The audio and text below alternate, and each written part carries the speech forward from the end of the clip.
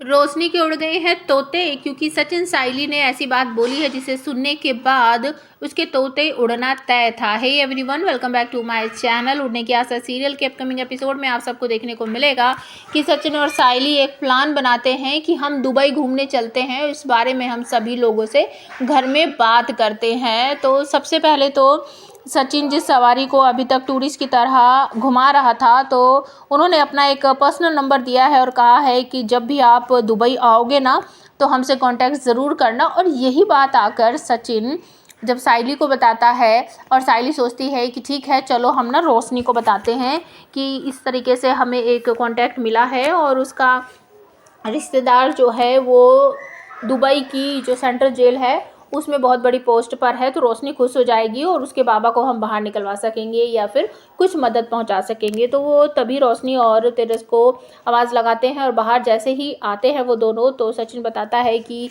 ए लाली powder, तेरे लिए एक गुड न्यूज़ है। मेरे पास ना एक ऐसा नंबर आया है जो तेरे बाबा को जेल से बाहर निकालने में मदद कर सकता है। रोशनी ये सुनकर हक्की बक्की रह जाती है, उसके तोते उड़ जाते हैं और तभी वो भड़क पड़ती है। तुम दोनों का मतलब क्या है? मतलब मैंने तुम्हें कहा है ना मेरे पर्सनल मामलों से दूर रहा करो। और साइली, मैंने तुझे कितनी बार बोला है कि मेरे मामले में टांग में तड़ाया करो, तुम दोनों को समझ नहीं आता है क्या?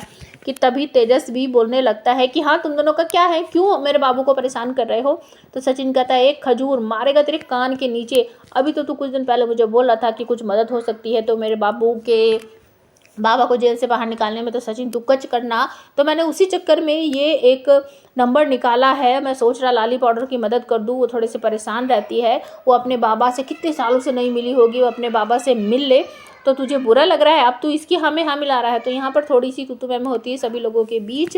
और उसके बाद रोशनी चली जाती है तनतनाते हुए और तेजस भी उसके पीछे पीछे चला जाता है। तो सचिन और साइली आपस में चिंता कर रहे हैं कि ये भाई ये क्या हो गया। मतलब साइली बोलती है कि अगर कोई मुझसे कहे ना कि तेरे बाबा को हम जेल से बाहर निकालेंगे तो मैं तो उसके पैर धो धो कर पीऊँ।